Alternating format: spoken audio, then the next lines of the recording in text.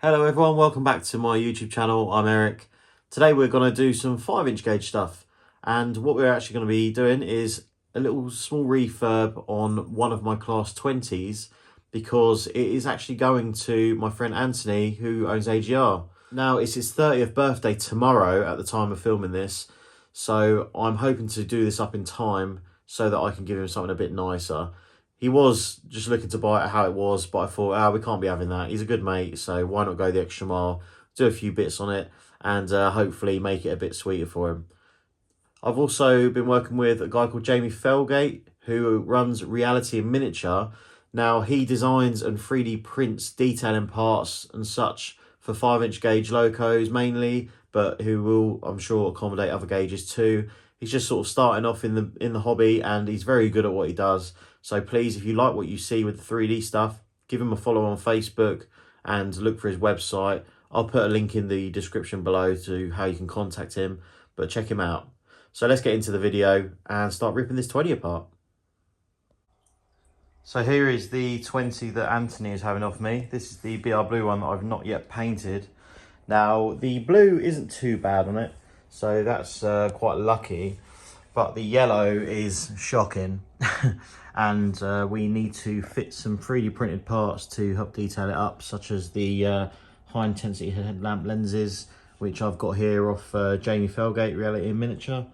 I've got those. I've got the tail lamp lenses coming, and a few other little sneaky bits for Anthony, as it's his 30th birthday. So I thought I'd get him some 3D printed detail parts. So what I'm going to do is I'm going to take these shocking excuses for lighting out, same on the cab end, and I'm going to fit the main headlamp on, and when the tail lamp lenses turn up, I'll fit them as well. I'm going to just rub down the yellow paint and probably give it a little coat of filler primer, and then we're going to do yellow over the top once the tail lamp lenses are on. So as well as that, I'm going to have to take these two transfers off, and we'll put some modern warning flashes on, as well as the orange camera line. And down the other ends, we're going to get rid of the BR double arrow, and the side is going to need renumbering to 20189. What is quite nice is Anthony basically said sort of what he wanted on the loco. He gave me like a list of things he likes, which handily is BR Blue, so it saves me painting the whole thing for him. And also a few other bits like a Scottish dog emblem, things like that. And it actually turns out that 20189, which previously was the London Transport Red to Class 20, that was then repainted into BR Blue with full yellow ends and done up, and is now running on the main line. So we're going to have 20189, and that will obviously go very nicely with my 2227 still in LT livery. And they have been seen together since on the main line, I believe. Either that or it's 2142 that it was seen with, but even so, it'll look the same. But that's going to be really cool because they'll still kind of match, and obviously Anthony's going to come out of us quite often, so we'll still have both the 20s there. So let's crack on and get it sorted. So I'm just starting to rub down the front ends now to get rid of the main bad bits. I'm not going to go overly mad because I'm going to go over with filler primer anyway, which will take out some of the imperfections, but I'm just going to try and smooth it off as best as possible, get rid of these lumps and stuff, and then give the front ends a nice new coat of yellow, obviously once I've stuck on the new headlight mouldings. So hopefully this is going to make the loco look a lot nicer. Like I say, the blue isn't too bad. I mean, it could do a little flat and polish up, but once it's got a bit of weathering on it and the front ends are finished off nicely with some new transfers, it should look proper. So we're back on the 20 now. Yesterday, just before I left for work, I obviously you would have seen got it sanded down, and I've then painted it black. The reason I've done that is because I'm now going over it with 400 grit sandpaper, and as I go over it, you'll see that we've got the little lines in here, which are the little grooves from the sanding paper. So the plan is, obviously, you sand away all the black areas, and then once it all goes white, you know that you've covered the whole face of the loco. But also you can see when you've got the sanding lines out, because it'll go solid white like this. So this being solid white is now nice and smooth. And to be fair, it's probably plenty good enough to paint on that. So I would just prime straight on that and then throw the yellow on. But obviously I'm going to have to do a whole lot because we've got to get these lines out, and that's going to give me a nice smooth finish for the paint to go onto, and hopefully give us a better overall look. So I'm just using 400 grit, as I say. I'm wet sanding it, so I've got this little oven dish here with some water in. And I'm gonna go over all the areas that have still got paint on. Here we are then after sanding the black off. Obviously there's still a few small little areas, but I'm gonna go over this with filler primer. So things like this, it should sort all that out anyway. This is just like a defect in the fiberglass, or in the filler, sorry, which is quite deep. So we're just gonna have to live with that. And under here, you're never gonna see it. So I'll probably just do a quick pass of that again, but I think that'll be all right. But yeah, so go over it with filler primer now, get rid of all the bad bits and see how it comes out. But at the end of the day, no matter what we do, it's going to look better than it did. If I just quickly show you the other side, so just bear that in mind. So ignore this yellow as well, that's all smooth, so it should be fine. If we look at this side, you can see the state of that yellow, so I can guarantee it's going to be nicer than that. So lots of sanding later, and we've obviously skipped ahead now. I have gone over with some white primer, then some filler primer, then more and more sanding, and then we've gone over with the Fiat Golden Yellow, and that has given us this finish, which is, as you can see, a lot nicer than it was. It's really nice and smooth now.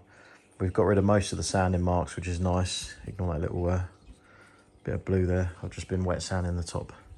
I've got a little problem here where the old blue paint has started to peel and it's gone sort of loose. So what I'm going to do is I'm going to try and mix up some acrylic paint, sort of blend it in there, and then I'm going to varnish the whole sort of front up to the radiator grille. Another reason for doing this is I've got these warning flashes and these little decals here to remove, and I couldn't get them off, so I've actually ended up just wet sanding them off with 1200 grit paper. So you can see that there. I mean, the advantage of this also is it will sort of buff off the top layer of the blue, make it a bit smoother, and by the time I lacquer it all, so I say I'll probably lacquer it back to about here. By the time I do that, it'll make the front half of the loco look a lot fresher. Hopefully get rid of a few of the little dinks, like these little bits and stuff, try and, as I say, blend them in. And I'm also going to throw some dirt over this vent, because in real life, they are quite dirty on a 20. They do trap it quite well. I've also, for Anthony, had some 3D printed head codes made up. They're not these ones, they haven't turned up yet, they should be tomorrow. But I've just copied the dimensions of these old ones that I popped out, and they should fit in there nicely. So obviously it finishes the front off a lot.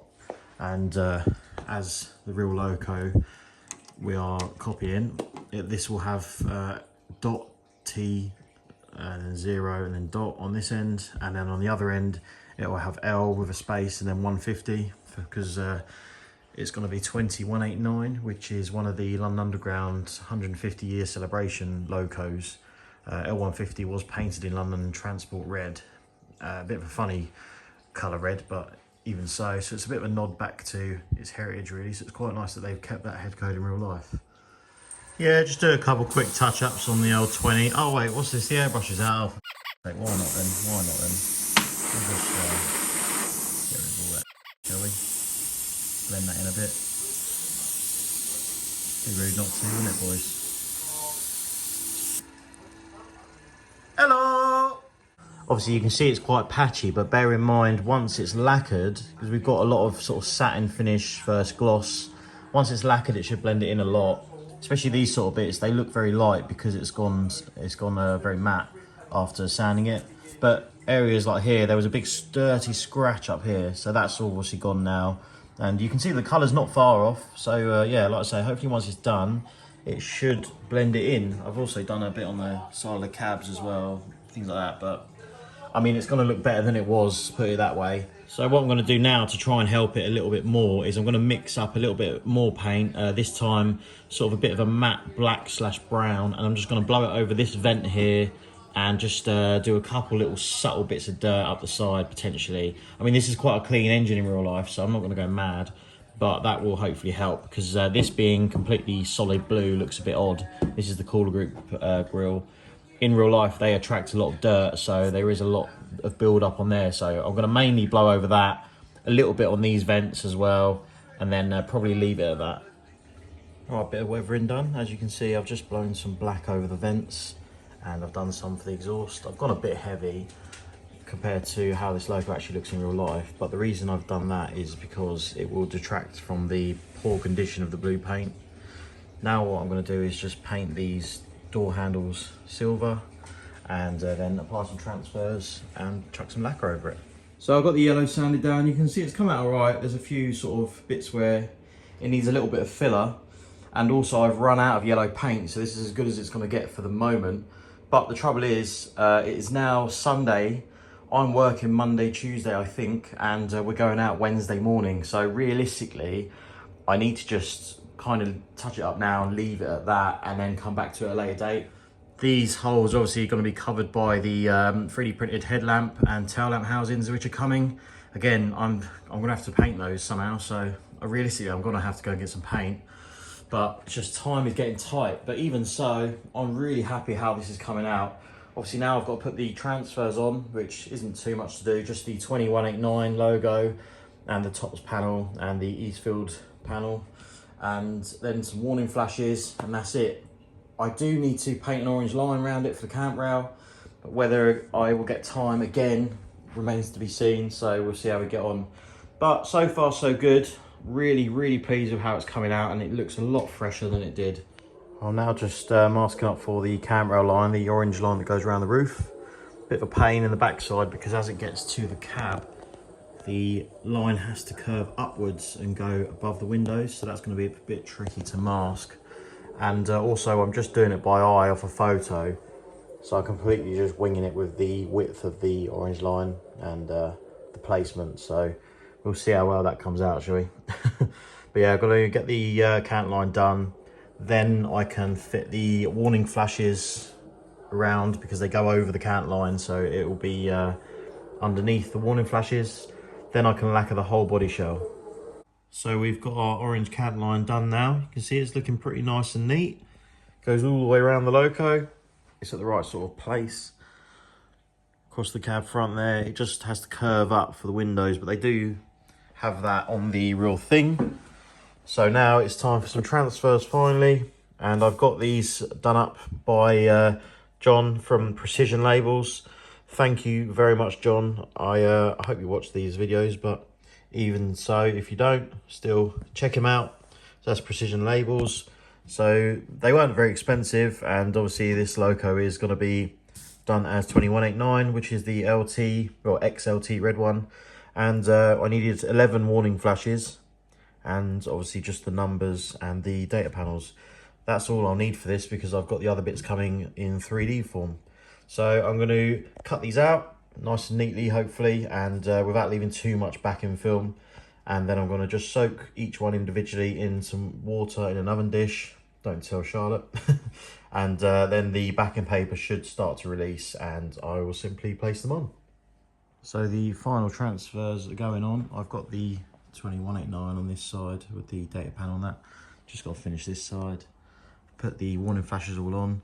Unfortunately, on the real thing, the warning flashes are right up against the window frames, but on the model, it's got this sort of piece sticking out in the middle. I don't know why that is, unless it's from a different type of 20, because obviously there's a few, you get the ones with the head code discs, things like that. Maybe it's a bit of a mishmash of that, but to compromise, I've just put them as far out as I can on that centerpiece.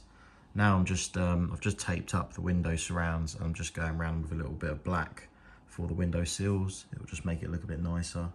And once that's done, we'll lacquer it and call it good to go. At some point, I will probably touch these up for Anthony, the little bits of blue that are a bit jagged where the paint is peeling off. So I'll do them at some point, but realistically, I haven't got time before Wednesday, so it's gonna be like this for now, which I still think is plenty presentable. Obviously, when I do that, I'll obviously fill in this little bit as well. And I've got that little paint drip to wet sand out.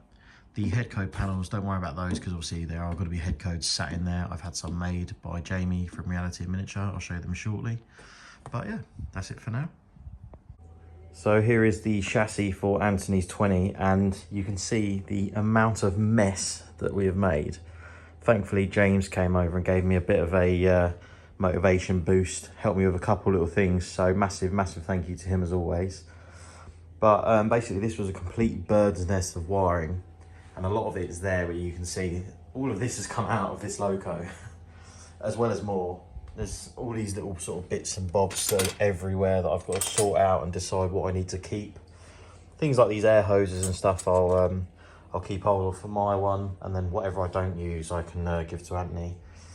But basically the speed controller, which is this 4QD VTX40, that was located in the centre here. Why you would put it there I don't know, because what it meant is that the plug that the hand throttle plugs into wasn't long enough to reach the end of the locomotive, so it was actually screwed on to the end of the controller itself. So the plug was here in the loco. So what you had to do every time you wanted to use the loco, you had to take your hand throttle, you had to feed it from the end you wanted to drive the loco from, you had to feed it underneath, sort of hook it up out of the way of the bogies, feed it through the body, around the batteries and all that, and then plug it into the hand throttle. Now, obviously that is a complete pig and it's just ridiculous. So what we've done is moved the controller to the nose end, same as on my one. So I've done the same modification there also.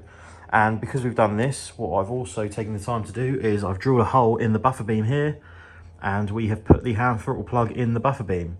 Now, obviously 20s, 99% of the time, if they run on their own, they'll run cab end first, so you will be sat behind the bonnet end. So this is where you want your plug to be. Driver Milo reporting for duty.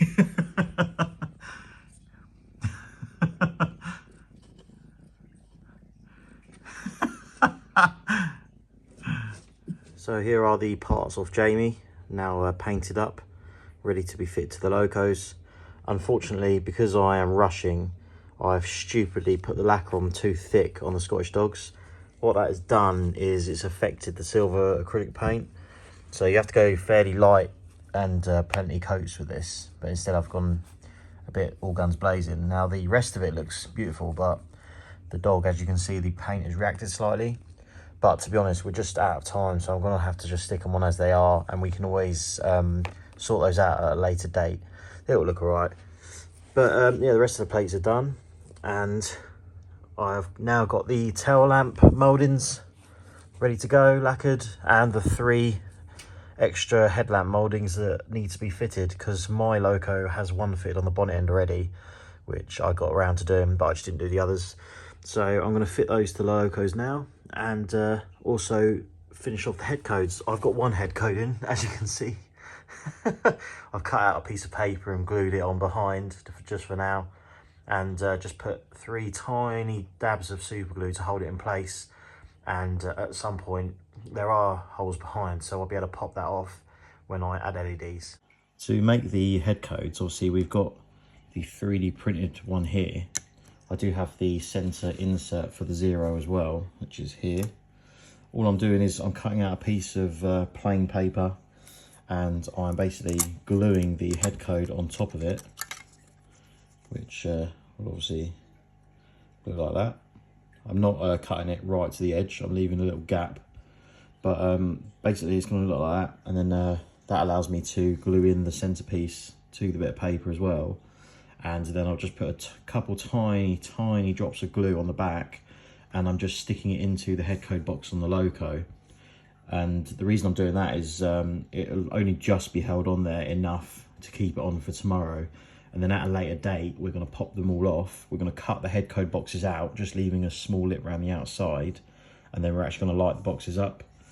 And keeping with this, what I'm going to do eventually is I'll probably paint these just to make them look a bit nicer, sand them down and paint them. But I will put some clear glazing over the front and rear to help protect the bit of paper in between, and that will just make it last a bit longer basically. But the white, obviously you need the white in the center of the letters, so that's going to help. And the LED behind there is really going to help to light it up nicely. I've already tested this on Ollie's loco with the head code boxes, and it lights it up nice, so that's going to work perfect for us. And the benefit of that is I'll be able to somehow make them interchangeable. Probably look at some sort of magnet setup, maybe something like that, I don't know, but we'll have to see later down the line. But yeah, that's going to look really good in the locos tomorrow. Well, here is the 20 then, now that I've finished the paintwork, and I'm sure you'll agree it's looking absolutely awesome, especially compared to what it was like before. You wouldn't think it was the same loco. Now, the paintwork is all sorted, and it's come out quite nice. There's a decent finish on the paint, it's fairly shiny. You can see, obviously, I need to do a bit of satin / matte lacquer on the exhausts, but so far so good. Add the glaze in, take it to Brent's, and enjoy it. So hopefully in the next video we will get it there, and we will see you for a running session. And I couldn't resist a little side-by-side photo of the real loco and ours. Couple bits of painting on the chassis to do by Anthony, and it's going to look spot on. Well then, I'm sure you'll agree, that looks properly awesome. And do you know what? I'm just buzzing to give it to Anthony. It's his 30th birthday, it's a big one, so it's nice that I could do a little something for him and just sort of go the extra mile. He wasn't expecting all this, so hopefully he appreciates what we've done and he likes it. I'm just buzzing really to get out again on the 5-inch gauge stuff and enjoy the summer with some pals, some nice weather and some locos. You really can't beat it, to be honest, and it's a great part of the hobby, so I encourage anyone that's interested to get involved. But as for me, I'm going to leave this video here, and when we go to Brent's, that's going to be in the next video in sort of a day or two's time probably, where we will just basically follow on where we've left off here, show you a little bit more of Ant's loco now that it's completely finished, hopefully run it, as well as running my LT Class 20 that's in progress, the Western. Ollie's got his new loco as well, and James will be there too. So stay tuned, stay safe, and I'll see you soon. Laters.